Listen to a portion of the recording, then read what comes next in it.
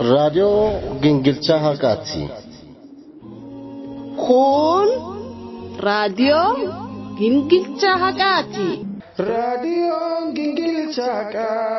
بانني ولا لبكا جنجلچا درا في دوغا بانني ميدغا هغا بانني ميدغا هغا بانني ميدغا هغا راديو جنجلچا هاكا توربانيت غيالما guyyaa khamisaa fi saftii magaalaa Riyaadirraa qophii isiniif tamsaasu amma jalqabaa. raadiyoon gingilchaa bananii walaala bakka gingilchaa dharaa fi dhugaa bananii miidhagayagaa bananii miidhagayagaa. raadiyoon gingilcha haqaa dhugaa fi dhara addaan gingilchaa. raadiyoon gingilcha haqaa diriiraa fi jalla addaan baasa. raadiyoo gingilcha haqaa.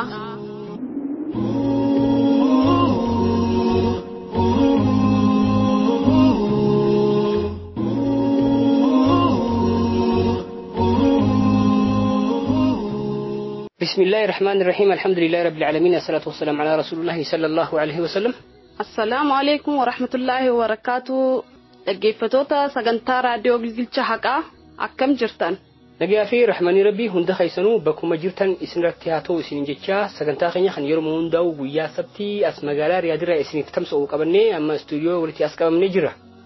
سجنتا خنيا خنارا واحد دور رابرتان أما اللي تبهرتان جنة أبدي قولنا hanga dhuma sagantaa keenyaan waliin tura isiniin jenna. sagantaalee keenya kanarraa osoo hin jalqabin duratti mee oduu guyyaa kanaaf qabannee dhufne isin dhageessifna. oduu araatis kan nu dhageessisu obboleessa keenya Abu Ammaari amma kallattiidhaan gara oduutti dabarraati turtiin keessan nu faana haa ta'u.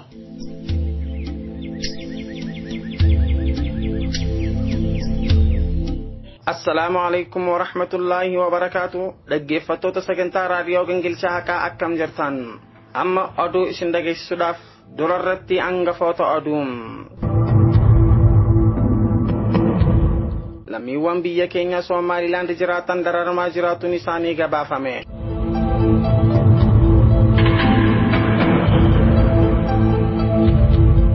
balaalolota samudateen daangaa biyya Saawud Arabiyaa irratti ilmaan Oromoo lama lubbuun isaanii darbuun dhagahame.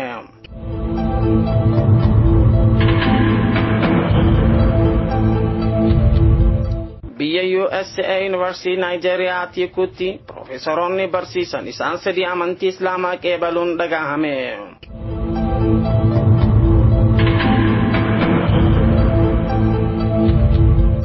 hangafoonni oduu kana amma oduu bal'inaan.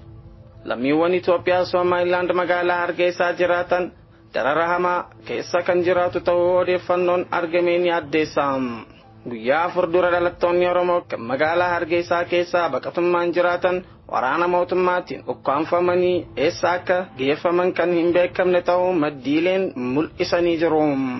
namoonni amma guuramaa jiran kun waraqaa baqatummaa UNHCR irraa kennameef kan qaban yoo ta'e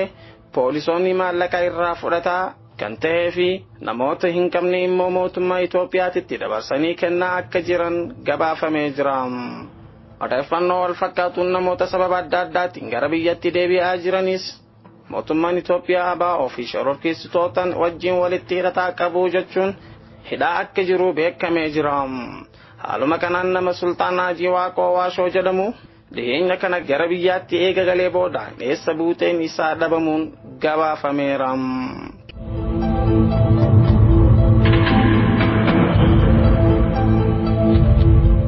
balaalolota samudateen daangaa biyya Saawud Arabiyaa irratti ilmaan Oromoo lama lubbuun isaanii darbuun dhaga'amee jira. guyyaa kamisaa ilmaan Oromoo biyya Yemen irraa ka'uun gara biyya Saawud Arabiyaatti tarkaanfataa jiran isaan 6 balaan lolata samudateen 2 yoo lubbuun isaanii dabartu isaan 4 haala miidhamanii jiru. obboleewwan kun lamaan qaamni isaanii kaayyoo biyyaa baheef osoo fiixaan hin baasin ardii biyya Saawud Arabiyaa keessatti awwaalamanii jiru. obboleewwan lubbuun isaanii dabarte maqaan isaanii tokkoffaa Abdoosh Tamaam Abbaa Bulguu Godina Jimmaa Maanchoo ganda Heemaa Waddeessaa. Lammaffaan Aarif Haajii Godina Harargee Bahaa Aanaa Gaara Mul'ataati. Firaa fi maatii maraaf obsa hawwinaa.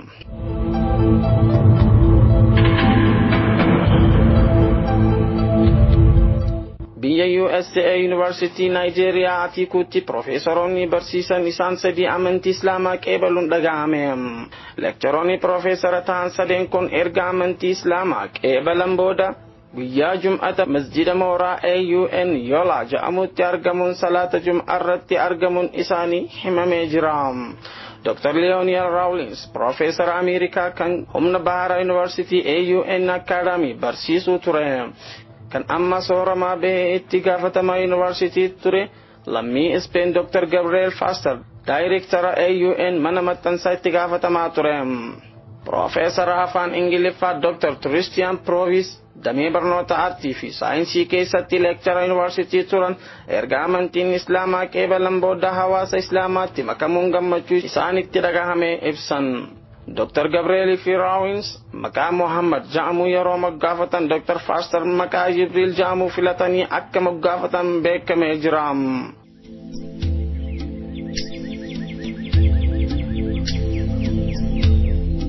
Dhaggeeffattoota sagantaa raadiyoo Gingilchaa Haqaa oduun arraaf qabannee dhufne kanuma. Oduu kana kan isiniif dhiyeesse ana obboleessa keessan Abu Ammaarin ture. Sagantaa hafe wajjin turtii gaarii isiniin jecha wabillaahi tawfiq wassalaamu alaikum wa rahmatullaahi wa barakaatuh.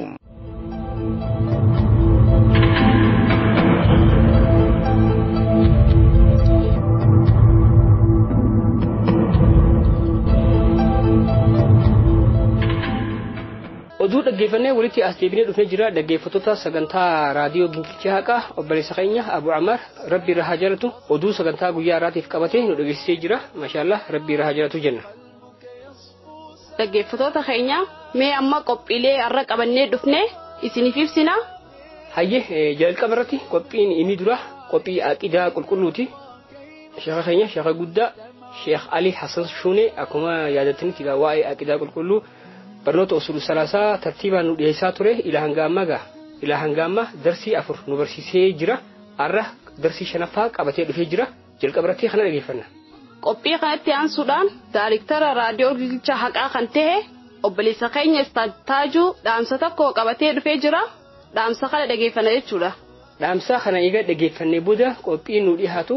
aqidaa irratti hundaa'e obboleessa keenya Sheekh Murad inillee za'aa isaa eeggachaa jira. Waa'ee aqidaa waan tokko tokko nu yaadachiisuudhaaf inshallah ta'ala qophii kanas za'aa isaa irratti kan dhageeffannu ta'a. Dhumarratti qophii nuuf dhiyaatu qophii fatwaati. Gaafilee gama keessanirraa dhufe sheekattii teenya gurguddoo biraan geenye deebii qubsaa ta'e isiniif qabannee kan itti dhufnuudha.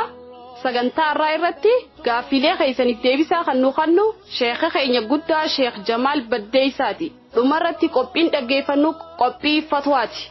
Inshallah ta'ala sagantaalee keenya jidduu irrattis nashiidaalee isin bohaarsu isiniif fillee dhufnee jira. Sagantaa keenya kan araarratti waa hedduu irraa baratan ammallee itti bohaartan jennee abdiidha godhanna.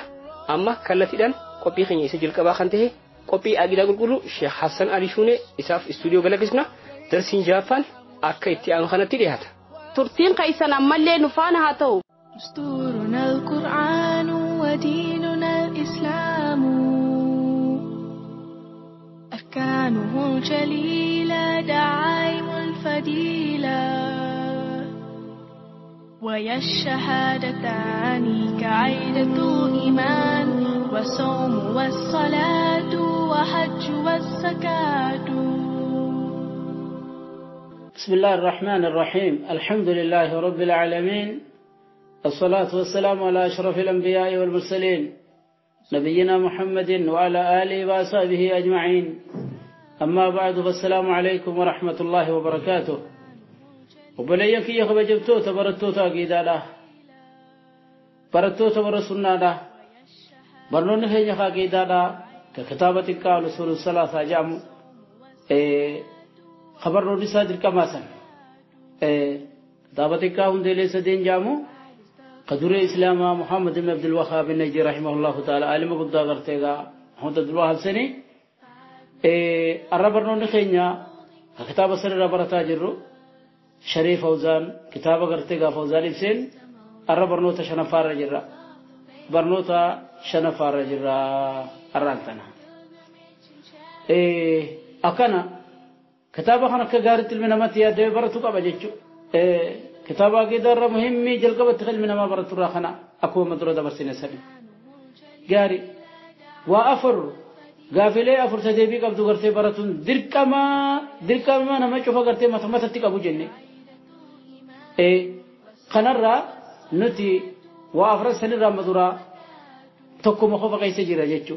غافلة أفر سنرة أما مدرسة تكو مخيس جرا سني مالي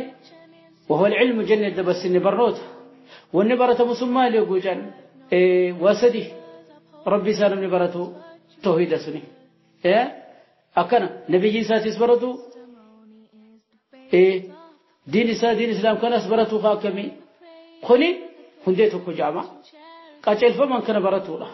نتيرة قرتيجا أما درا قرتي وافرن سنرة تكو مخيس جرا مدرا فقال الشيخ رحمه الله تعالى محمد بن عبد الوهاب النيدي دين الإسلام شيخ محمد عبد الوهاب كنجا ومعرفة دين الإسلام غافلة قرتيجا أفر تدبي قبض سنرة خبرة رجنة تقدرا بكم سجنة بكم سبال برتني واسدي جنة سنرة ربي في برتون مني تكتم ما ربي سني أكنا نبي جيسا تسبرتو نما أكبي مقال ساينيو بيتمن دلته مال نما ياما توري يا خانا برتو جنة اتاسن مس خنو ومعرفة دين الإسلام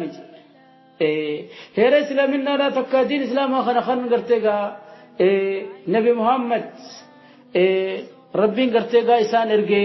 أكسم قرتي إسلامنا إن شاء الله بلنا نور فاجراوي أم بيوني درالين رجل سن بفأمي وخي ولي غلاتي خانة قرتي ربي اللي نوفي خني خاكمي خان المنا ما برتو قبا ومعرفة دين الإسلام جي خني ونسا دينتني ربي في بيخو نبي يسا بيخو المنا ما ديني في قرتي رجل خناس برتون واتوك جامع أكا خانة جيتش وقولوا ومعرفة دين الإسلام دين الإسلام إننا لا خنا بيخو هيرتبولو خنا مسلم تكو بيخو قبا إسارة دركما الذي هو دين هذا الرسول صلى الله عليه وآله وسلم دين كوني خنو تبارتشو قبل نخون كم يقولون دين نبي محمد أرقمان كنو فين كنا بل هو دين الله عز وجل دين ربي خنو ما هو يجي هير ربي موسى الذي أمر به عباده خرب قبل تنسات أججي والذي أمرك باتباعه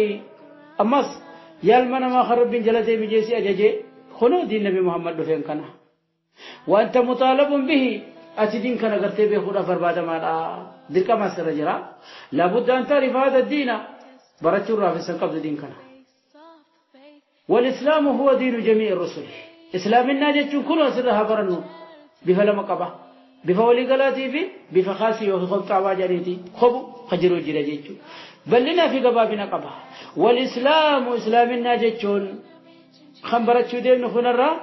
هو دين جميع الرسل دين قرتي تكاو هيرا ربين ارغولي شوفان ارغجيچو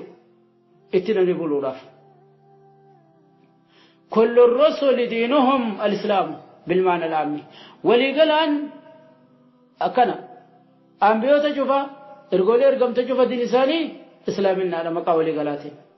فكل من اتبع رسولا من الرسل شفتنا ما هردو في تكاديمي ارغاتو خير غولي راتي جلا فهو مسلم لله عز وجل هيما ربي جل متمانا منقاد له ربي فوقنا مالا موحد له ربي تكتشوم صالح ورمان درا ينبيوتا أدادهم تجلا ديما شفتي قلوا مسلمة جامعة لم نكسي شفتنون هذا الإسلام بمعناه الأمر إسلام الناجتون خانا خنو فيك ولي قلاتين أكا خانا جتشو بل لنساو قولان لي أكنا نمني قرتي إرقولي تكنا من محمد قفا بيشوفا جلا ديما اتعمني سني هجم ربي جل بتبي مسلم جامع هو جنبي جلسة تكشون سنا خرجت شخون الإسلامنا ما أنا بلنا يوخي وهي كبلنا نكخنا أنه دين الرسل جميعا دين إسلامنا لا خن دين الرجول شفاتي فالإسلام إسلامنا جتشم ما اليوم نتكون جه والإسلام بتمو إسلامنا بتمو رب لله بالتوحيد هيم ربي جلا يسلك كشون سلام بتمونا والانقياد له هيم ربي جلا هو جنا مر بالطاعة قال ساقول تكا يم ساقول راني والخلوص من الشرك واهله قل له نمني ربي قد توقبروا رافي ورا ربي قد توقبروا رايس قل له فلو إسلامنا جتشون كان هو الاستسلام لله بالتوحيد والانقياد له بالطاعة والخلوص من الشرك واهله إسلامنا جتشون دانو حيما ربي جلسة كشوم ستيبو تمتي قوام بران قبره قال ساتيس قوتي عبادة ساهم داو غرتي قاقودو وقنمتي ربي قد توان قبرمو في غرتي قا وروا قبر الرئيس غرتي قل الله خن الرأي خنا أكا خنا إسلامنا هيكا بلنان أكو مدى برسنساني دين غرتي القولي شفاتي أكا خنا أما الإسلام بمعناه الخاص قبابنا يولا للمدين جيتون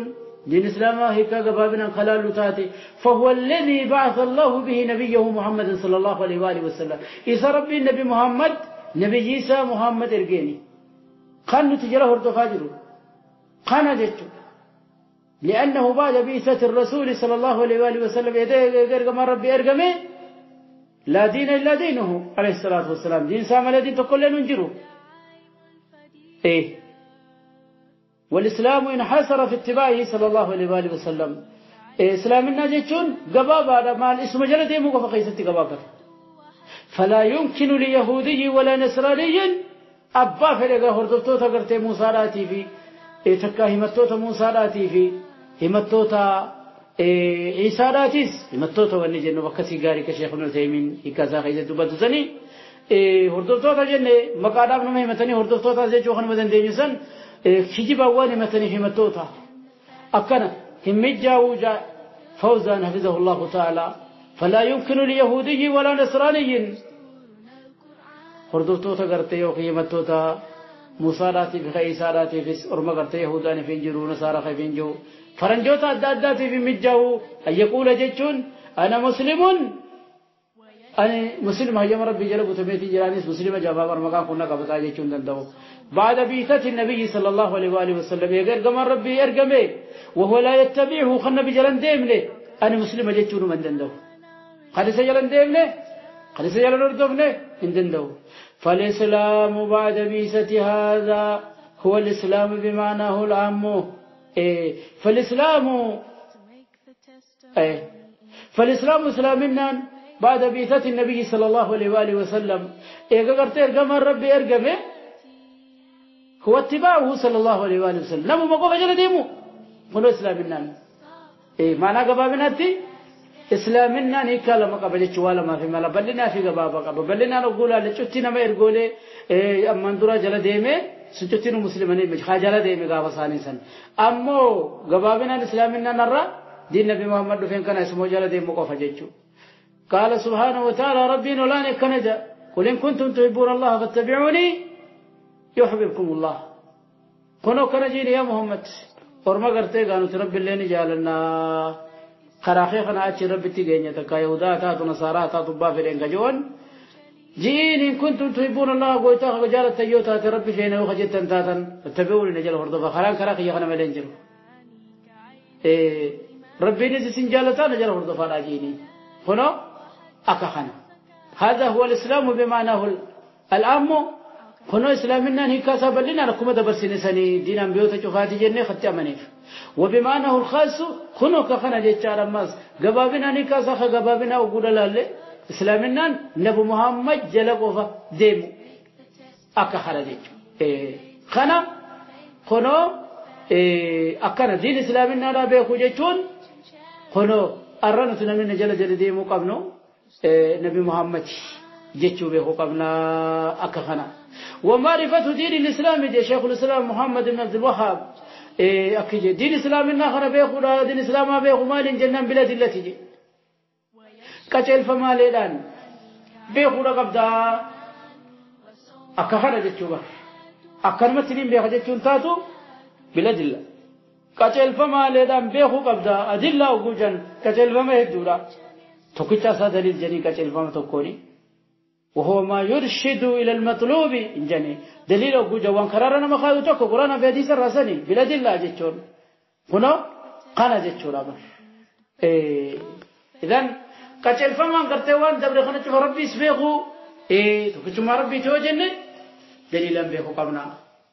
نبي محمد سبيخو أبو جنة قتل فمان بيخو قبنا قرآن في دي زرارة بدنة خكرات نبي محمد دين إسلام أخن قرتي تقول له خنا دين إسلام إننا خنا سبيخون قتل فمان تها خنو أكا خنا جيتشو بلاد الله خنا جيتشو قتل فمان بيخو قبنا دليلي أقول ما الإسلام رادو بتوتي كمانا دليلي وني بيخو قبنو ولا دلته على معرفة ذلك سمعيته وعقلية عند شيخ ابن تيمية رحمه الله تعالى أكنا دليلي يوخي كتل فن قرتيغا وان دبر سدين كان خدبر خسلاتك جاء مخنا بروت درار رفا كيس جيروتك خضرا كيس جيرانوتي أكنا وان دبر سدين كان برتو راف نمني قرتيغا كتل فمن بيخو قبا جتشون قرتيغا شين إسلاما محمد الماء عبد الوهاب جيخوني مالي بينو غوجين خنا بيخون كتل ولا ماني جتشو ولا دلته على معرفة ذلك سمعيته وعقليته نمني خناني بينه وجه ولا من بيخو قبا مال سن تكو دغيتي داني دغيتي جتشو نودو فاجي تكو إلي داني فالسمعية ما ثبت بالوحي وهو الكتاب والسنة وندا غني بيخن كم خجان برنوت قرآن في حديثا خناني بيخن بيسيسا غرتي ربي النبي محمد يقول خناني قرآن في حديثا بيخن قد دلة سمعية جنين تدغاني نمني برتي غرتي خنان بيخو قرآن في حديثا بيخو والعقلية ما ثبت بالنظر والتأمل دليل غرتي بينون تكوكا الفم براخ بينون قام يقول جن أيلدان علمنا ما قد إسلاله هاي أيلدان ربنا فلا تأكلون أنجونا من نقول إجلس قباتك بوين بيقني خاك مسوني سمعية يعني عقلية جدًا هنا وما ربي تنا كوني جاني قرتي قاوى ربي نومدتي سميخنا هندلالتي ثم جاء في أدورا فخنوندان آية سا كونية هدو ربي ندبت خنام بيقن جدًا تقول نمني قلالات أقلسات هريوان انتيني جدًا نمني قلنا ما خنا قلالي خنام بيقن جدًا إذن كتل فمني قرتي شيني دبتي ولا مرة به قرآن في حديث بيقو خني كتل فما أجيتي لاجانيني خني ما خقرتي قلالي علمنا ما قرتي سنين بيخو سني إذن ولهذا قال الفوزان حفظه الله تعالى تدافق نجي صالح الفوزان وقوله جتش شيخا بالأدلة كتل فمالين بيخو خجيس الله بالتقليد هنا أخي كدو يا بركة وانت كان منين بيخججون كتل فمان بيخو قبالا بالتقليد أكل من مجال دي موراني متي دليلا بيخو قبالا بالتقليد جي نومتك قبضت دليلا ملت جيتشو تقليد جيتشو قبول قول الغير من غير حجة تكا من غير دليل جرو لما الإسلام جيتشنا متكو كلمة دليل رتكب أن جل ديمو أما والرحمن بين ربين قرت فصلوا أهل الذكر إن كنتم لا تعلمون إسا قبضتوا ودون انتين بكم سقرت إسان الرارة قال جل ديمون أككنا جيشيني كنا جيجاني سنجرات على بكم على سنويو قرت قاشيني سوك دليل الرامة قطعت قرى دليل ديبي دوبا خلوا أستم واني بيخو قبنو نمني تكوانين بيخو جوجي مالين بيخو جوجي بلاد الله هنا كتير فمالي لام بيخو كبا شيني وانت ككتسيني في الدبر وجيتشو كبلا محمد عبد الوهاب درين إسلام أخوني أنا وانت كوانين دبر دليل مالي من دبر يوخي كتير فمالي هنا لا بالتقليد خلاف فوزان جاء حفظه الله تعالى نما قبت جلد يموني متي وإنما بالأدلة من القرآن ومن السنة والنبي خانين قرتيغا ربي في تيس والنبي خانين نبي في تيس والنبي خانين دين في تيس والنبي خانين ما لو جنة هنا كشل فم قرآن في حديث الراتين هذا هو العلم برنوت جتشمان علمي يخلون نتوك بكم سكب جتشون هنا بكم سشريعنا بكم سقرآن في حديثاتي ابن القيم قال تبت كتاب شافيا كافيا شافيا جاء مسل كيستي العلم قال الله قال رسوله قال صحابته أولو الإرفان بل المناسب للخلاف سواهة بين الرسول وبين رأي فلان ذو وكال جمع قيم وقالهم العلم بكم سجدتم قال الله قال رسوله ربي جير كما ربي جي جتون مني وقدبت قال الله قال رسوله جتون خنا بروني خنا بكم سجدتم كنا قال ثابت أبلو كنا جي دلهم نمر كنا جي أبو هريرة كنا جي كنا ساوني كنا جي جت خنا مخنا علمي لبكم سجدتم كنا هم أربس ساوني قولوا للفاني وربكم سقبوا ثاني إنساني علمي لجتون دانو ربي كنا جي نبي جي سابت نبي تكنا جي ورئيس الربارة خلوا علمي كنا بكم سجدتم من المناسبك للخلافة دي برنوت جتون انتان الأبو خيتي والدبل أبو غوغو ما رسفاهة جغوغو ما فجتشا غوغو ما سجراتي سنيف جتشا والدبل غرتي قدو خيتي متي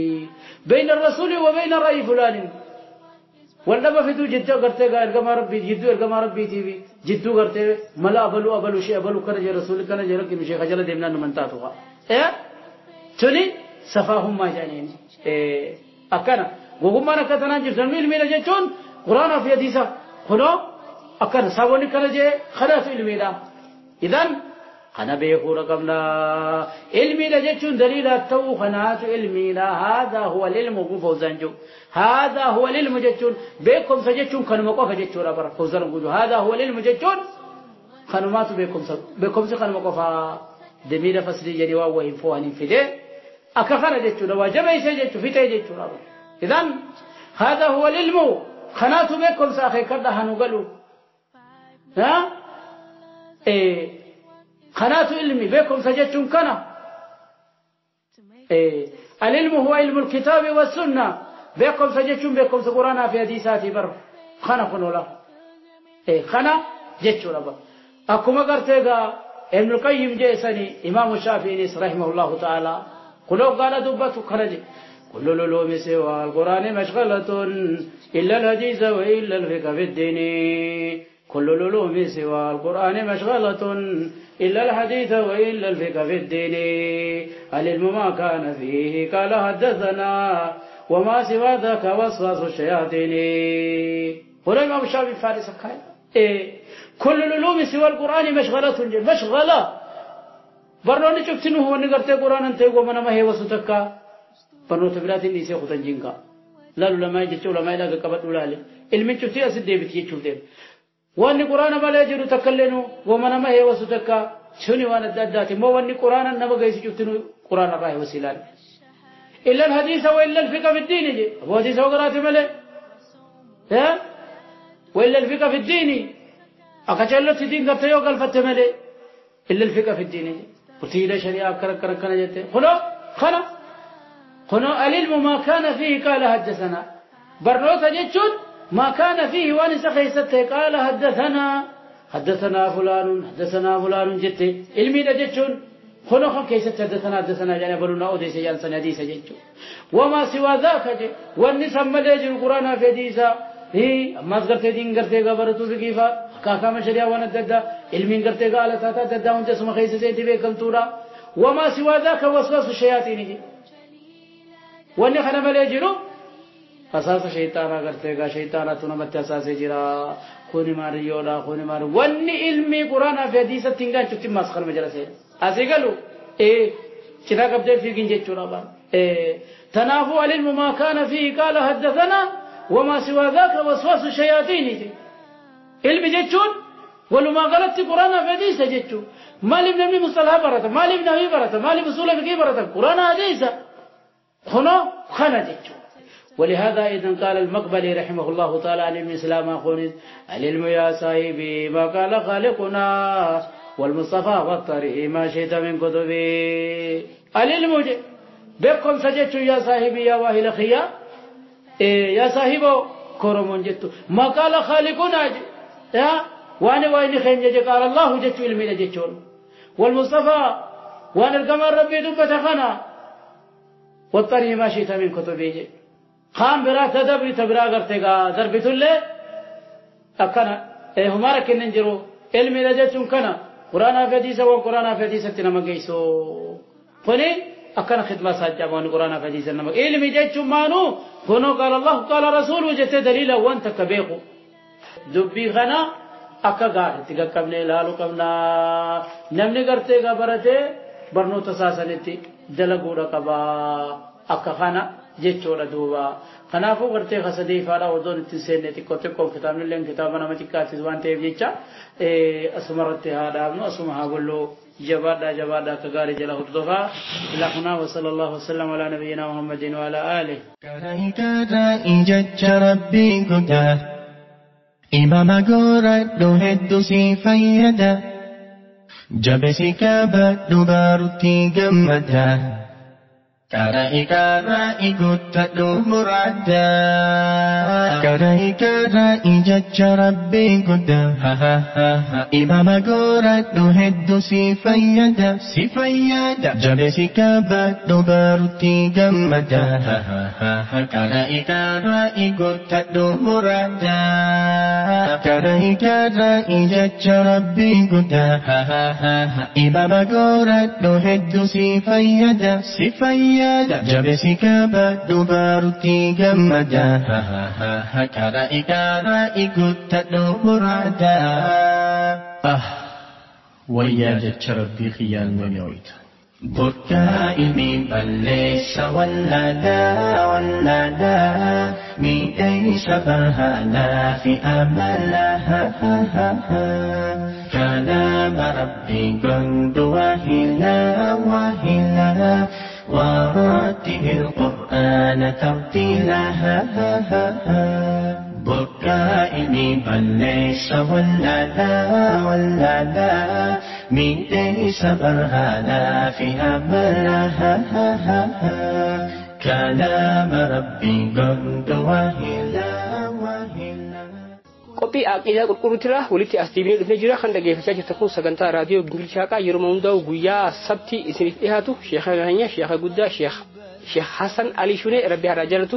waa'ee aqiidaa qulqulluu nu barsiisaa jira ammallee kan fuulduraaf nu barsiisu ta'a. Darsii shanaffaa kan dhageeffatan kana fakkaata yoo rabbi fedhe darsii jaffaa torbaan akka irraa nu eeggadhaa isin jenna.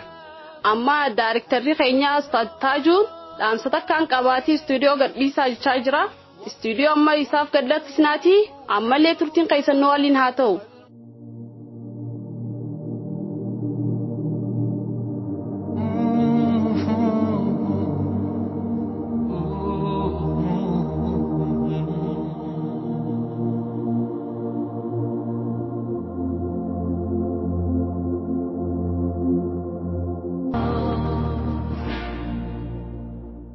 بسم الله الرحمن الرحيم. الحمد لله رب العالمين.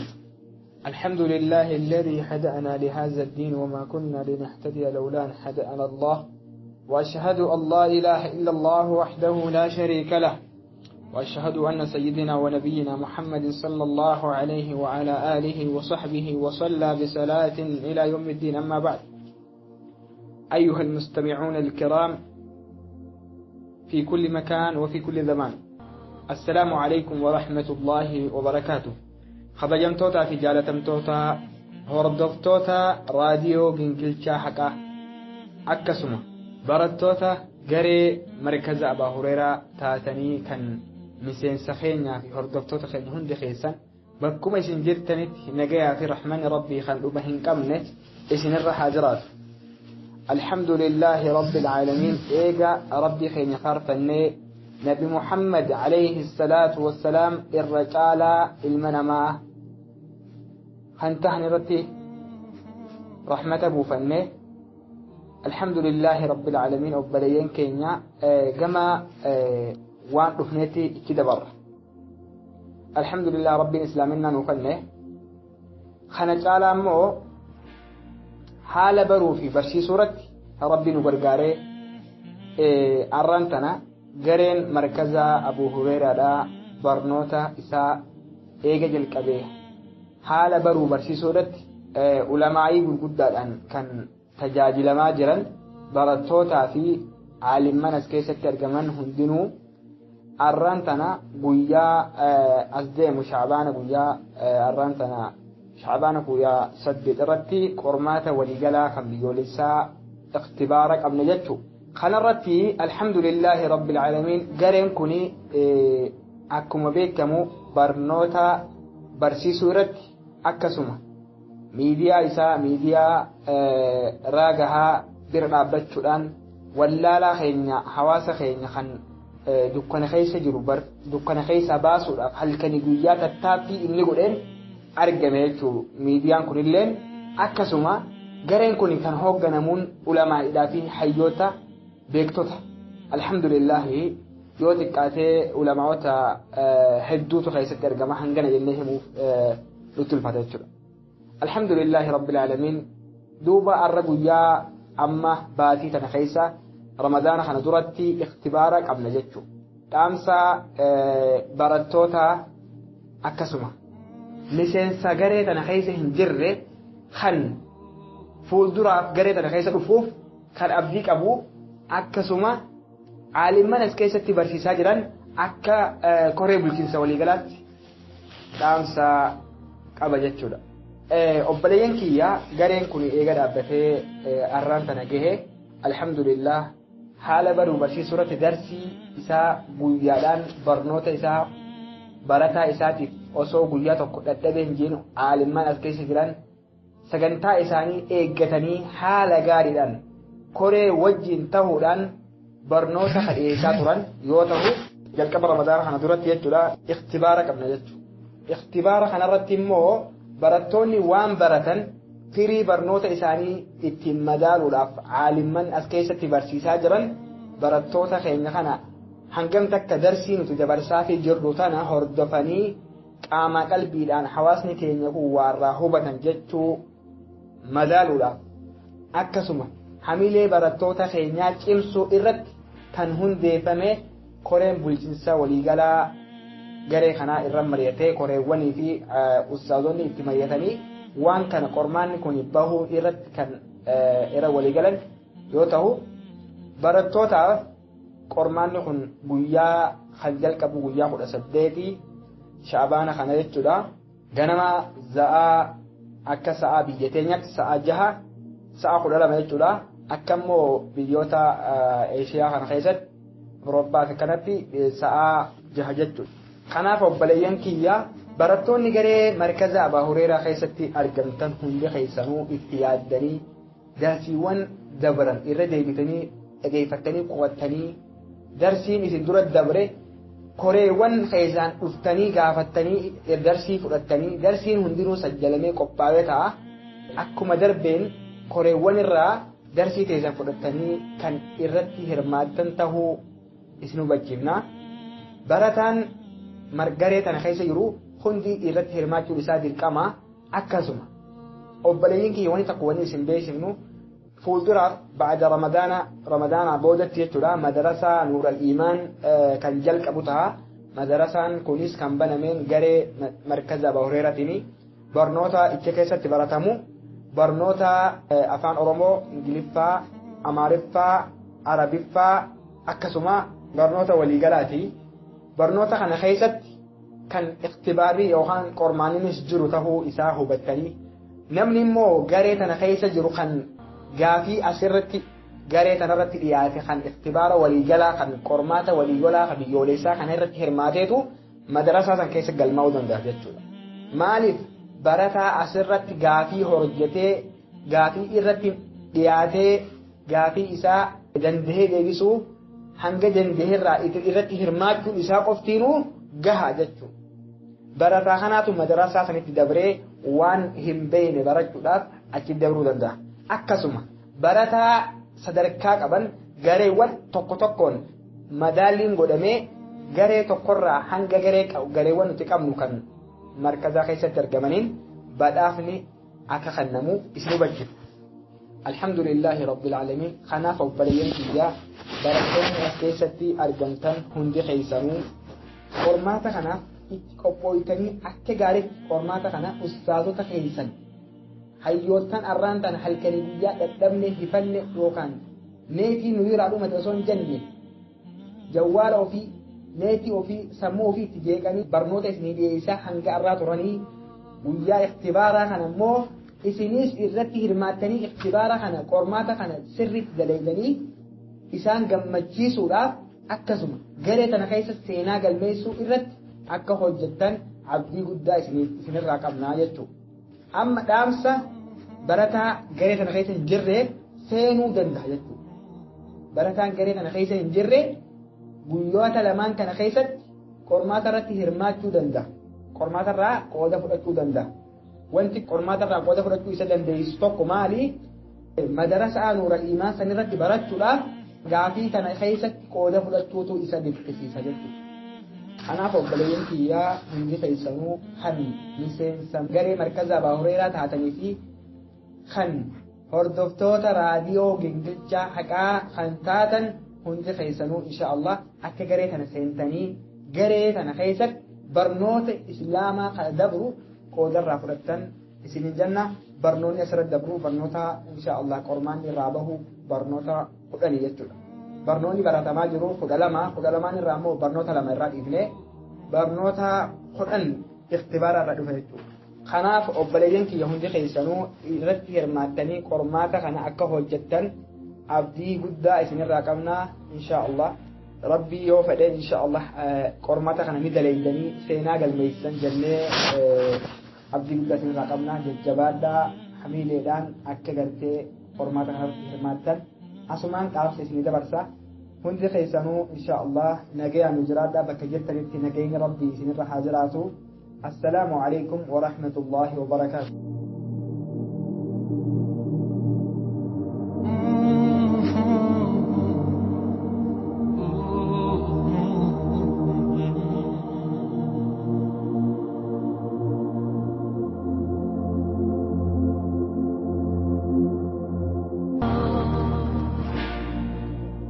Asdeebinee dhufnee jira dhaggeeffattoota keenya.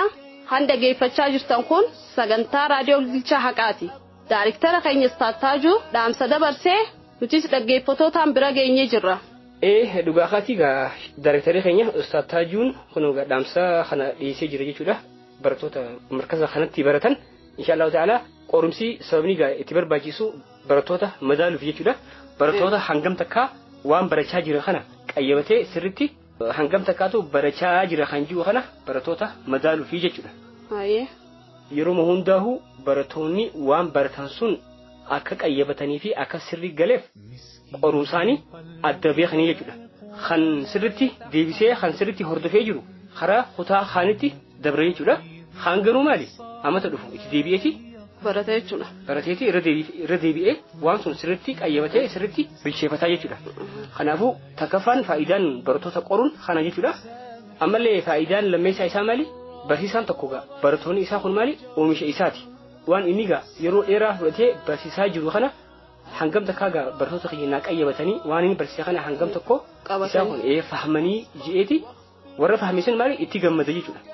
Sun amma oomisha isaati maal godha jechuudha ni galfata jechuudha. Warra sirriitti hin qayyabatin takkaa warra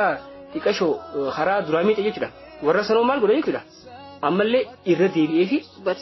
barsiiseeti akka isaan kun fahman godhaa jechuudha. Waan ta'eef barattoonni keenyaas qorumsa kanaaf if qopheessanii yeroo fi za'aa jedhamee fi bakka jedhameetti gaa jechuudha. Arkamanii qoramuu qabanii jechuudha. Qoramuun faayidaan isaanumati jechuudha. Yoo kan sirriitti hubataan taate karaa barnoota itti aanutti dabran yoo kan sirriitti hin hubanne ta'es maali irra deebi'anii fi akka baratan godhanii jechuudha. Kanaafuu inshaallah ta'ala dhaamsa kanaas irra deebi'ee nutis cimsinee isin beeksisna jechuudha. Dhaggeeffattoota keenya amma qophii itti aanu dhageessanii dhufna. Qophiin kunis obboleessa keenya Sheekh Muraad waa'ee aqidaa irratti gaa waan tokko inni isin yaadachiisuudhaaf amma zaantiyya geessee jirtiiti istuudiyoo nagalakkisaa jechaa jira. Amma istuudiyoo isaa irraa baanee qophii kana eega dhaggeeffanne booda walitti as deebinaati. Ammallee turtiin keessa nu faana haa ta'u.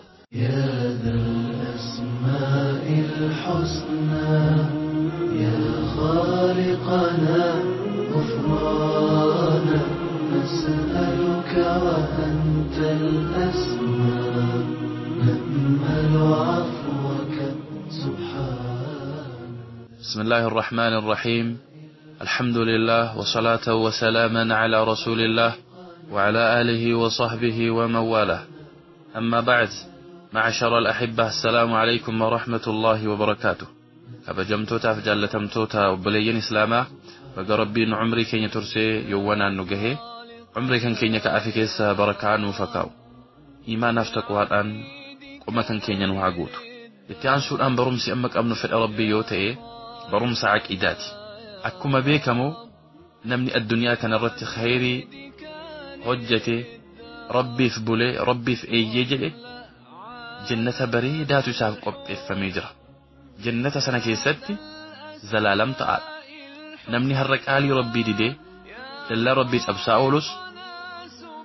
ربين كم فينتي لك ربي تكن كفر جهنم جباتي إقالي أتكي ستي أفونسا بكمال مهرك نترى ربنو ذكر الإيمان بأن أهل الجنة خالدون فيها أبدا وأن أهل النار من الكفار والمنافقين خالدون فيها أبدا ورب أمنني أجي خيري وجة جنة كيسة زلالم تو والركافر توتا زلالم كيسة تو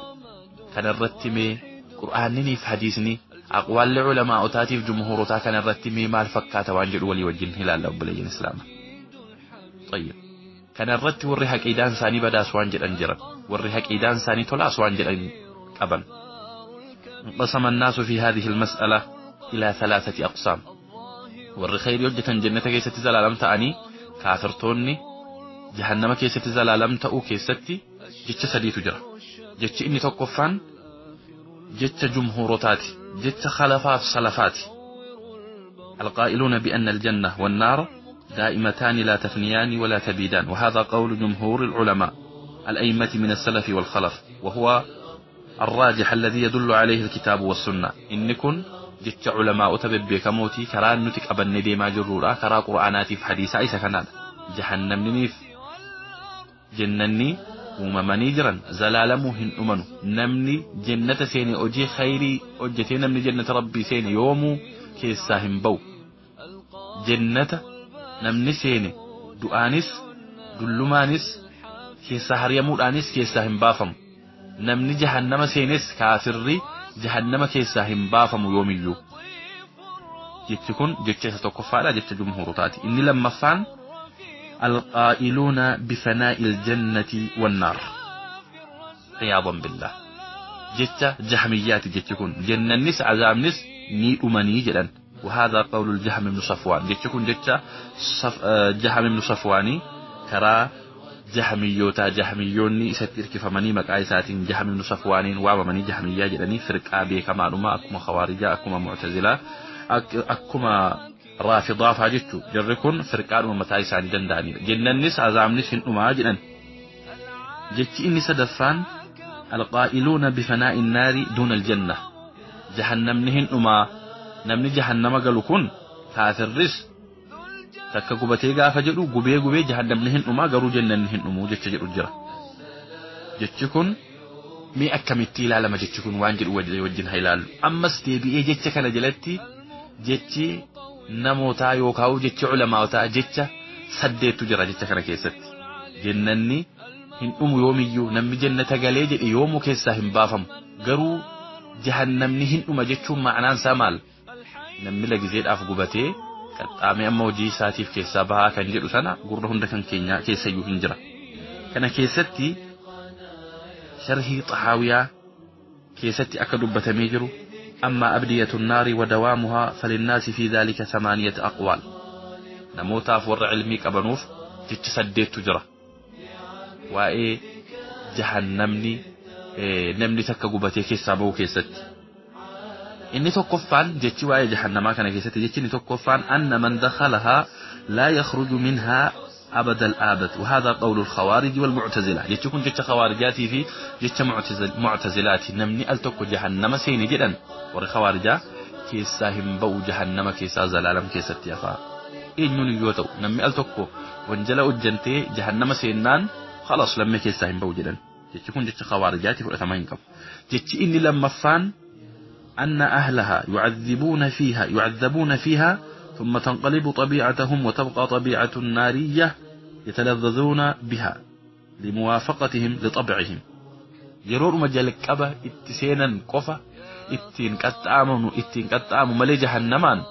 قافتك اتين قبماني جدا طبيعة سانيتين قافة والبري جلو جهنم نكون إساني فكنانيتا الله أكبر كميتي عيدتك أناني نمني جتشو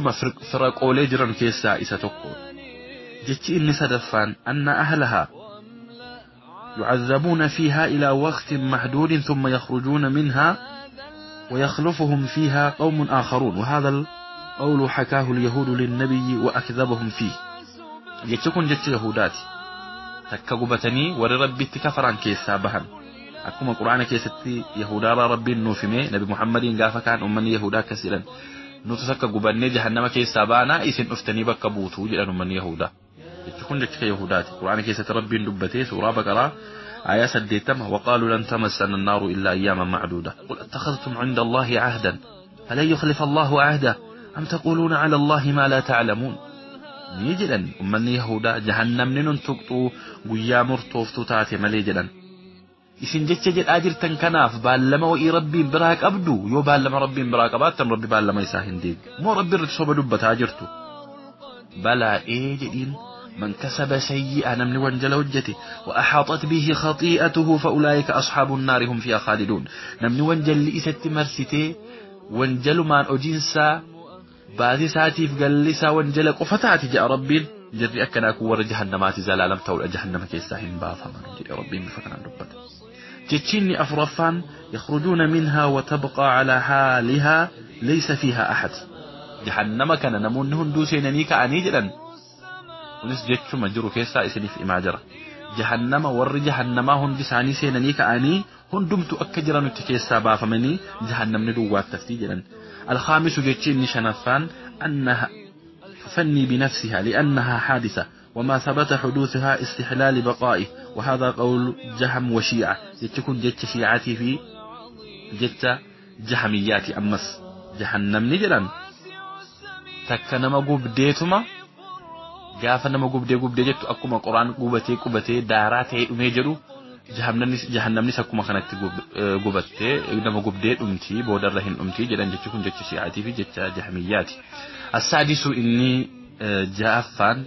تفني حركات أهلها ويصيرون جمادا لا يحسون بألم وهذا قول أبي الهذيل العلافي تكون جت أبي الحذيف علافي جدمولا والرجاي تنكم ناسا جهنم نكون نما قبدي وفي سيتيف أكتاجاتاتي غوغارو متاتي أفتي نمنكن كتات إيسي إن أمن تأبو ديكيسا يرجل قباتي في قبة مليجلا السابع إن تربفان أن الله يخرج منها من شاء كما ورد في الحديث ثم يبقيها شيئا ثم يفنيها فإنه جعل لها عمدا إيسا تربفان رب جهنم كان أنت كنمك أتأي ورقت أو بربادي جهنم كان كيسا نما ياسيفت إيه جهنم نكون كبنوفتي أهمان أمتي رب كتروسي الأفتاسي وانت في جلن الثامن جتشين سد تفان أن الله تعالى يخرج منها من شاء كما ورد في السنة ويبقى فيها الكفار بقاء لا انقضاء له جتكون جتش أهل السنة والجماعة جتش جمهورتات والاتفاق جتشين نكون جتش سفقتها ما لجتشون رب جهنم كنان نمك أتو بربادي ورط وحدا وصوت وحدا كأبنو وانجل لسانه الدماتي جهنم عن قبيك حديث كيست حديث بخاري حديث أبي داود كيس نبي محمد دبتني جراني نملك قلبي إسا كيسا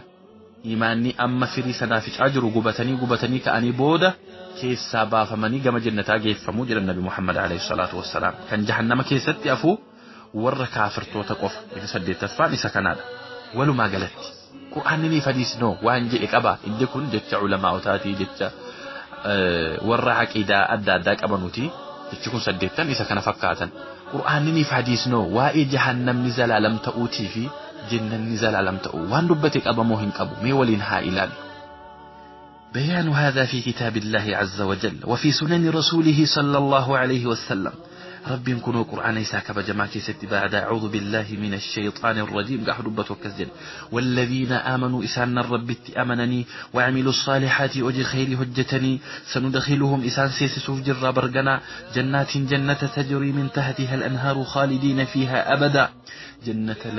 جليسي لقوان أدايات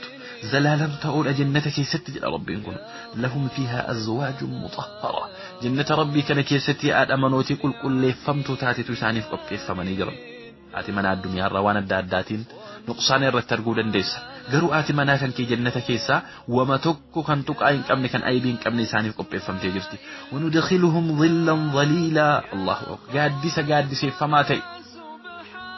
bakka kabajaa wayii isaan kaa'uudhaaf jirra warra rabbitti amanin hojii khayrii hojjetan ammas qur'aana biraa keessatti rabbiin dubbatee walladhiina aamanuu wacamiluu الصالحات سندخلهم جنات تجري من تحتها الأنهار خالدين فيها أبدا وعد الله حقا ومن أصدق من الله قيلا سورة النساء آية إبتك وفرق دمي لما وربت أمنني أجي خيري وجتني جلن جنة جليسي لقو وندى الدايات تحت إسان سيسيفن خالدين فيها أبدا أما السلالم تولى جنة كيسا إنباهمن وعد الله حقا كن بالما ربي أغات إيدا ومن أصدق من الله قيلا إن يجتك ربي أغات بطه يجتك جتك ربي تفرد أجتك لما عنانسا أما قرآن سورة ما إذا كيست ربي دبته هذا يوم ينفع الصادقين صدقهم ويانا الراور أغاد دبته أغان ساني كان إنسان فيدو أجر ربي لهم جنات تجري من تحتها الأنهار خالدين فيها أبدا رضي الله عنهم ورضوا عنه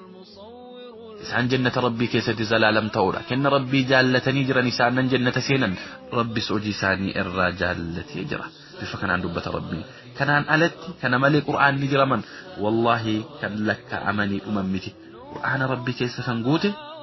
وائي والرجنة بك هدو إسات ربي نبته إن الذين آمنوا وعملوا الصالحات كانت لهم جنات الفردوس نزلا خالدين فيها لا يبغون عنها حولا وأصحاب اليمين ما أصحاب اليمين ومن يؤمن بالله ويعمل صالحا يكفر عنه سيئاته ويدخل جنات تجري من تحتها الأنهار خالدين فيها أبدا ذلك الفوز العظيم إن الذين آمنوا وعملوا الصالحات أولئك هم خير البرية جزاؤهم عند ربهم جنات عدن تجري من تحتها الأنهار خالدين فيها أبدا إن المتقين في مقام أمين في جنات وعيون يلبسون من سندس واستبرق متقابلين ووقاهم عذاب الجحيم إلى آخر الآية أما التي أتجهد رب القرآن هدو إسا كيستي أبليين سلاما بفكنان والرجنة سينا أكتسان جنة كيستي أفنوا أنا ساكت نوف دبته ميكا ور جهنم أو ولينها إلى سورة الفاتر كيسة رب النبتي آية صدمي جهرتي والذين كفروا لهم نار جهنم لا يقضى عليهم فيموتوا ولا يخفف عنهم من عذابها كذلك نجزي كل كفور وريت الرب كفرني جد نسان جهنم قبات تجرى لا يقضى عليهم فيموتوا مرتنسان الرتين كن مؤكسان دو أنوفو أمس هنجراتنس ثم لا يموت فيها ولا يحيا جل القرآن براكي ستي ولا يخفف عنهم من عذابها إسان الراهن لا ففم جهنم نكتات نساء إسان الراهن لا ففم كذلك نجزي كل كفور أكا كانت من دا إساني دي بفنا ورانو تكفر يا رب سبحان الله وأما الذين كفروا أفلم تكن آياتي تتلى عليكم فاستكبرتم وكنتم قوما مجرمين إلى قوله وقيل اليوم ننساكم كما نسيتم لقاء يومكم هذا جهنم كيستي إسن الرام فنقو يا هراك نجي ربين سببا إسن الدنيا رتنو والقهو الرام فالتنيف حق جهنم كيستي زلالم تاء نانهن دبتنا يا رب سبحان الله قل يا كياما ولا ينظر إليهم يوم القيامة ولا يزكيهم ولهم عذاب أليم جهنم الرئيسان كل ليسوا إجا رحمتات إسان إلالو ورأى الدنيا الرت كورا ورأى الدنيا الرت مكارب بيتين ككتني بتني قرقرا أكحديث كيستي مفلوبتني أما القرآن براكي ستي لا يفتر عنهم وهم فيه مبلسون الله أكبر إن الذين كفروا وظلموا لم يكن الله ليغفر لهم ولا ليهديهم طريقا إلا طريق جهنم خالدين فيها أبدا وكان ذلك على الله يسيرا سورة مائدة عفوا سورة النساء آية إبتكوف جاتامي سديت الرد أرجعت دندسا إن الذين كفروا والرب تكفرني لبوا في ميد أني جدا إسان كرا جهنماتك أدي الفمود أجي ربين كرا جهنمات مليهن قديل فمنو إسان خالدين فيها أبدا جهنم كيسة زلالم تور إسان الرب تكفرن جلي فكان الرب لبتا حديث كيسة نبي محمد عليه الصلاة والسلام نف لبتا نجرا حديث أبا هريرة الرهودي فم كيستي رواية تكون حديث أبي سعيد الخضري كيستي رواية لماني نهنجرا جروا لفظين حديثاتكما كان حديث أبي سعيد الخضري وفيسني دربون بربادة ساعتين كان كيني وأنه تقبضته نبي محمد إنجل أبي سعيد الخضرين يؤتى بالموت يوم القيامة وياك يا ما قاف ور جنة جنة سينني ور عذاب سينني جدا رب دو أكن في دول أفجرا كأنه كبش أملح كربيس قد دايسا kan gaafa qabu korbeessa oolaa fakkeeffamee fi nama duuti jedhan du'a arra namni du'u kanan sun zaahiruma godhamee oolaa fakkeeffamee kan gaafa qabu way godhamee fidamee gidduu fayuqafu bayna aljannati wan naar gidduu jahannamaatii fi gidduu jannataa dhaabamee yaa warra jannataa jedhaman hin beektanii kana ni beenna يا ور جنة إن بيكتو إيه بين يا ور جهنم إن بيكتو إيه بين مالكن دعاء أشمان قدو جل لمانيتي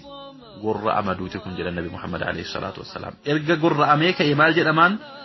يا أهل النار خلود فلا موت ويا أهل الجنة خلود فلا موت يا ور جنة إذن الزلالة مهم باتن وخنو دوتي قرّ أميجرا دوتني كيسا بون انجرو جنة كيسا بون انجرو جنة كيسا تزلالم تا يا ور جهنم إذن يا ور كفار تتا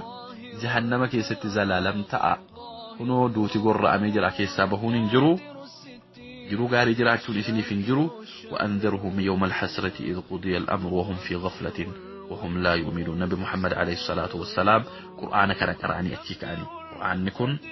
سورة المريم آية صدومي سقال ربنا كسيت ربت إسان صداتي سيقويا قابي سنان قويان قابي ربين جلسون قويا قافدو تقدو جلال ماني تقر عموت وصوان الناس نما أجيسو تقويا سنة ورجهنما تدو أجل النبي محمد وصوان قمتشون أندو أموتي ورجنة كيسا تدو قويا قاف سنة لما جنة كيسا تزالالم تاني دو تهنجرو صدو تهنجراني كم قمدات ورى دنيا رتي الله أكبر يا رب دو أكن كي يدر أمؤمن توتا يا رب نتاسس جنة كان كي بريدة جبريتا كان كي قبئسي تسناف ورى في دموزة كان كي سنأكتنياتو يا رب نتاسس إن هذا لرزقنا ما له من نفاد رزقين كان كي أمين كبو يا رب أبو أنس إسنس ورى جنة رب نتاسس هذا والله أعلم وعلمه أتم والسلام عليكم ورحمة الله وبركاته يا ربي خك سانجر فكيراني مؤمن توتا كل قد قلبي ساني أكا ولي بقلبه هند توحداني انتكا قداساني ناكا ولي قلبه هند توحداني دكا قداساني يا ربي خك سانجر فكيراني مؤمن توتا كل قد قلبي ساني أكا ولي بقلبه هند توحداني انتكا قداساني ناكا ولي قلبه هند توحداني دكا قداساني يا ربي مكاخي وهندام بننا سوچي نجيتي نعمكم أخيخنا الرفن دمعين اللي سمان دمعنا شيطان اللي في الرأي سمان دربنا نحمدك اللهم أنت يا ربنا أنت مالكنا أنت رازقنا نركو برأنك منوس متيركنا الصلاة والسلام على نبينا كنت صحابوتا ثم التابعين مسلم توتا كل شوف مؤمنا خاقما قمنا ديرا دلاساني هند توحداني تكا قداساني لك الحمد ربي فارون انتخيتي نرقنني تكل نعماتي دين اسلام نغن الرحمة مغيتي نغنو قد ربي انشالا امتاتي ان يفكن ربي انهري اكناتي تنافدت بيقلن خساتي أبادي دملي وصود غيوتي غدي ديس قداتي متميساتي يا ربي دمسي أمتك كناتي وردين في براجل لبوشاتي وانتان بخاتي كشلت رحماني هند توحداني تكا قد أسيبني دفني جرا دقيفتو تخنيا خان دقيفتشا تكون سكنتا راديو بيبي شاكا يرموندا غياساتي اسمغالا ريادي رئيسي تمسو وبلسخنيا شيخ مراد جزاكم الله خيرا ربي سراجالتو عمري ديرتو فياغوتو أمالي علمي دومان كم ربي سياخانو سنجنا وأي أجدا وان تكتكو غا نو يمجرا قبي خنا راغا دغيفتوني خنياس وان هدو اخيرا برتن ابدي دغنا ان شاء الله تعالى اما خاص انت نياس خرا دوما دي ما جرتي سغنتا خنيا كان الرايسون تمرين درتي قبي خنيا ست امرا خنتي دغيفنا قبي كونيس قبي فتواتي غافيله غما خيسني رادفه شيخني خنيا شيخا غدان شيخ جمال بديسا ديبي تخنو داف اما استوديو خيستي اركما اما اللي نفانا ترى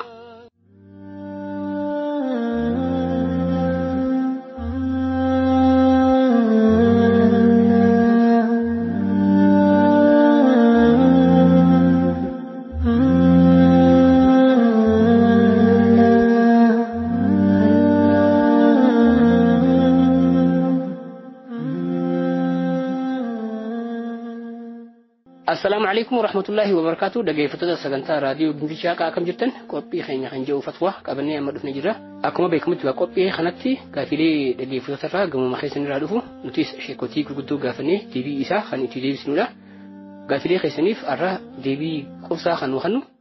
الشيخ جمال بديساتي ربي هراجرته أمر إرتو فيا قطوا خني في جتة قافي جلكبان وبريتني تقرأ له قافلي سكان جتي ترى أنت كو متى بناتي قرآن قرأه ندنديسيه جه ماشي خجافهم دي بسامالته. السلام عليكم ورحمة الله وبركاته. دي بساتين gaafii dura obboleettiin akka jettu qaalli ittiidhaatu quraana qaraatii haasira raasii mataa gartee banaa gooteetti rifeensa dirre facaaftee quraana qaraatii dubbiin sun ni taatii jetti. Irra gaariin dubbiidhaa mataa uffataniitu mataa'udha. Yeroo kophaatis yeroo namni nama bira jirus yeroo hundaa mataa waa itti hidhatanii rifeensa dho'isanii taa'uutu irra caalaadha. Garuu bakka nam tokko hin jirretti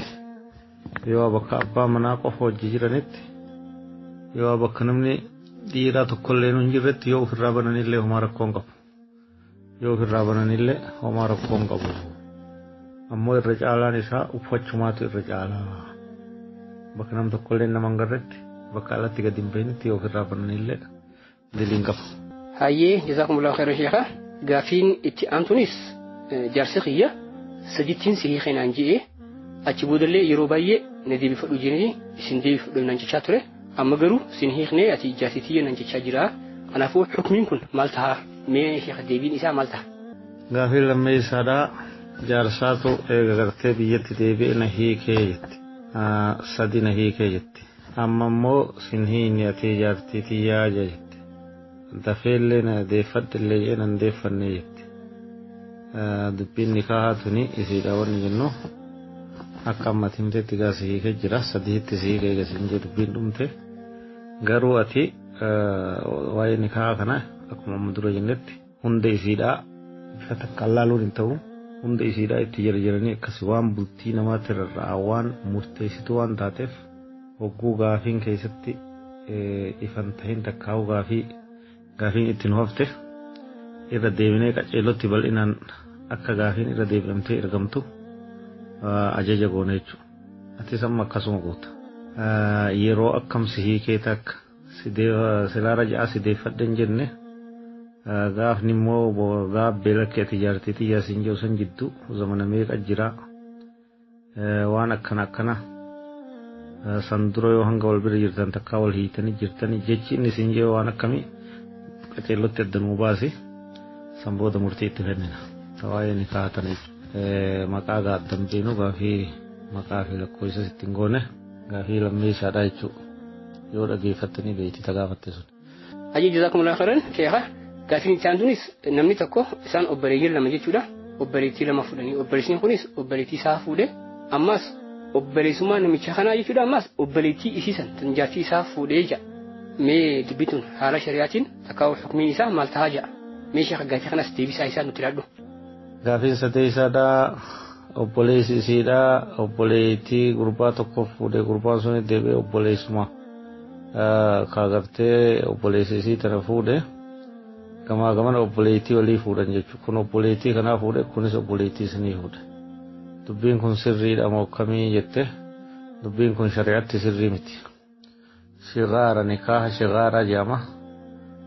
Wal gara jechii jettiin afaan Oromoottis wal jirjiirraa jechuu akka nama wal jirjiiruuti. Kun hin barbaachisu irraa dhoowwamnee jirra islaamummaan irraa dhoowwitee jirti jechuudha. Maalitti haalli sun akka tahe zamana tokko moo yeroo dheertuu keessa moo sababaan gartee kun ta'uu itti danda'e maali jedhanii qorachuu barbaachisa. Garuu shigaarri dubartii dhalaa wal jirjiiruun dhoowwaadha. Ati obboleettii tiyya fuudhee obboleettii teetiin fuudha. Ati ilmoo tiyya fuudhee ilmoo teetiin fuudha. Wanni akkanaa kun dhoowwaadha. Waan wal fakkaatu gamaa gamana walii kennuun jechuudha. Irra gartee ibsa ida'achuudhaaf yoo qaadii ganda isaanii dhaqanii yoo biyya faa jiraatan jechuudha. Dhaqanii qaceellotti adda irraa hubannoo fudhatan gaarii tahaa jechuudha. Ammoo akka waliigalatti wal gara gamaa gamana wal jirjiiruun sun dhoowwaadha. Jazakumullahu khairan sheekha. Gaafiin isaan kunis obboleettii teenya tokkorraa dhufe obboleettii teenya sun maal jetti jaarsa kiyya wajji wal hiikniti adda deemne achi booda gaa huccuun isaa na bira turte huccuun kun eega na hiikee booda jiruudha huccuu san na erginaan jee anillee gaa eega na hiikee booda huccuu isaa sanillee hin agarree inninis huccuu yoo na ergu baatte yoo balqaama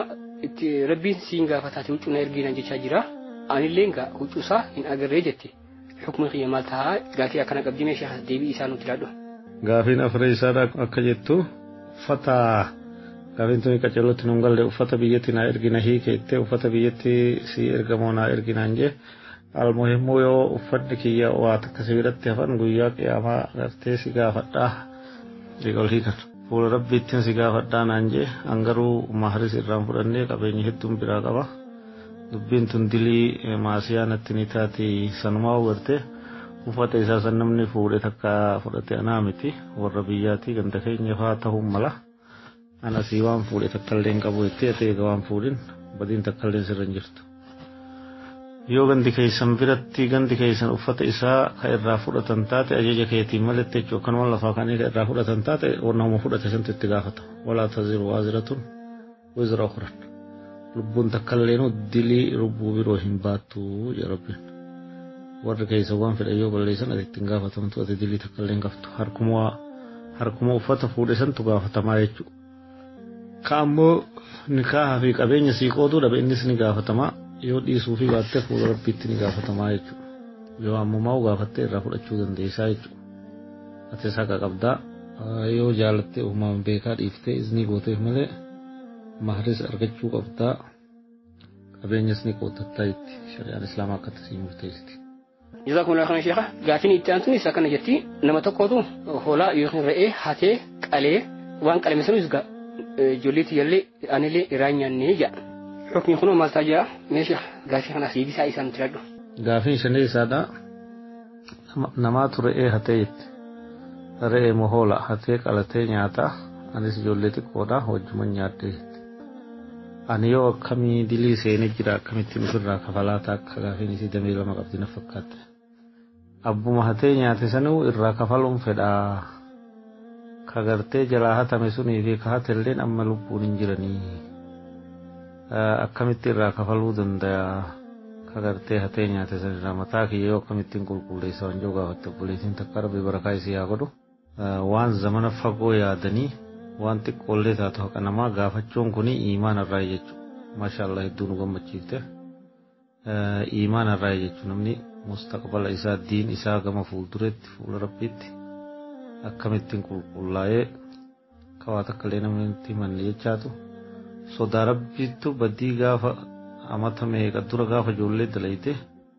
si yaadachiisa jechuun waan gaariidha wanni akkanatu waan gaarii of qulqulleessu jechuudha barakaa argadhu obboleettii teenya milkaa'ee ati wanni godhuun sirraa malu teetis ta namticha hatee sanis numa sadaqatta jechuudha yoo namtichi aadaan silaa akka barbaachisu shari'atti yoo namtichi waa duraa badan sun namtichi kafaluu fi yaadan sun dhaaltota qabaate yoo jiraate isumaaf kennan yoo inni hin jiraatin ilmaan qabaate maatii qabaate nama isa dhaaluu qabaate jaraaf kennan yoo kun hundinuu hin jiraatin ni sadaqatan maquma isaatiin masgiida ta'uu waan takka bitaniitu gatii ibaluu idaa ibaluu nurraa qabu yaa rabbi ofirraa kafalle jedhaniituma afaa tokko bitanii masgiida kaayan jechuudha misaaliif. Fuudhanii takkii ganda masjiida ijaaruu jiru tokko maallaquma itti kennan jechuudha. Waan akkanaa isinis masjiidaaf waan takka waqfii wama gartee waan sanii wal madaalu obboleettii teenya waan gartee re'ee san bitu feetu afata masjiidaa bittee akkasii masjiida tokko geessitaa feetu yoo biyya alaa biyya tana jiraatte ati gandattee achi ergiteetuma seelana hangana bitaa masjiida keenya san afaa jettaan yoo ammaa shoo bitaa achi kaayaa jettaan wooma takka boota jechuudha. Teetis sanuma keessa dhumti kan namticha gartee silaa hatee qaltee sunis sunti rabbiin irraa buute jechuu qulqulleessiti namticha sanis namarraa nama lubbuun hin jirre irraa waa kafaluun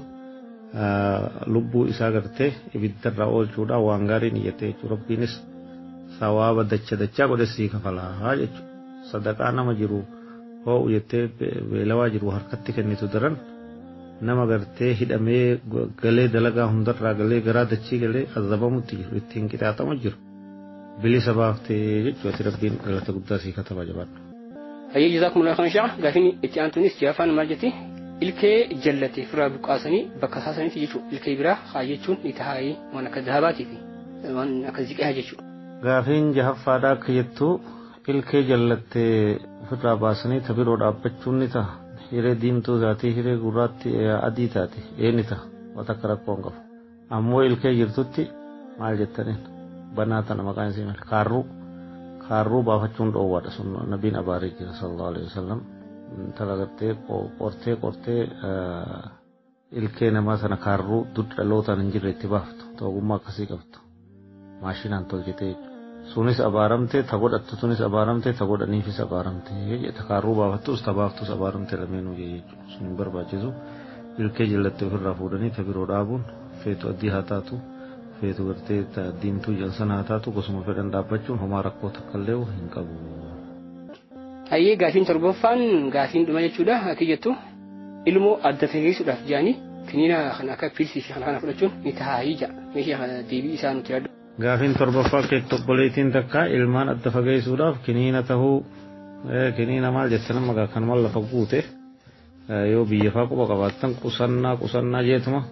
harka guuratee ekstenshiina jedhanii warra baadiyyaa keessa deeme inumaa bakkitti dirqamaan milishaa wajji namatti hiranii jiran sunillee sirrii miti zulmiidha. Adda fageessuun kun barbaachisummaan isaa maaliif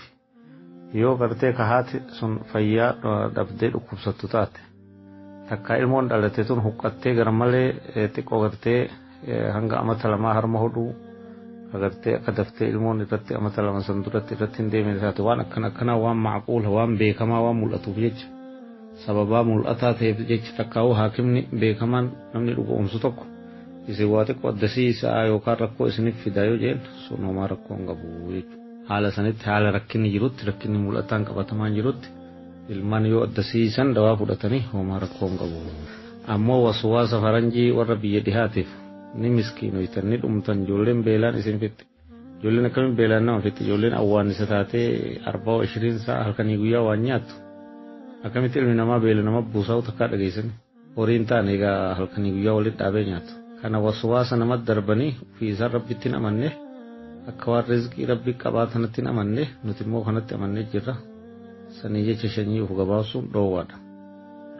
Waswaasa hiyyummaa jecha ni miskiinoyinaa jecha rabbiitu qaba rizqiidha.